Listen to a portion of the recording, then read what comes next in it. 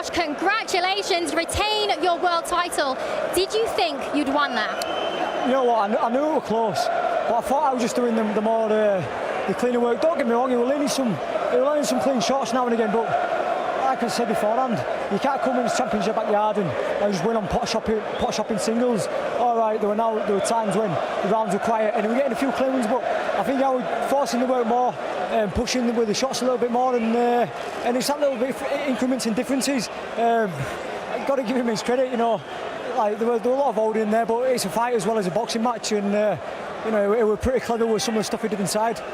He was obviously changing his stance around a lot, holding you at bay.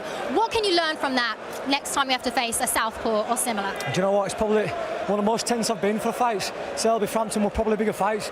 I think it's because of how much pressure I put myself, regardless of the build-up in the week.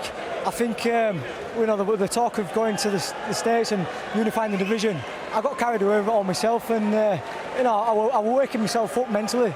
So, like, you know, I wouldn't say that I lost my head out like winning the first 2 rounds, but instead of just taking my time, and there were times when I was just switched on and I was figuring it out, and it was like his angle shots were easy to read, but then I get carried away and then I go diving in. So, well, you have successfully defended your title. So where next? Is it to America?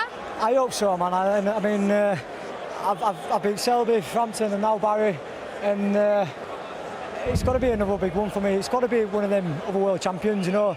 I feel like I've done what I needed to do to earn that right now. So, yeah, it's got to be one of them. There's no one left for me to fight over here. I've done what I've needed to do over here. So, you know, next stop, the States, hopefully. Well, the crowd will, I'm sure, be following you there. Congratulations, Josh. Still the IBF Super Featherweight Champion of the world. I'll just say one more thing.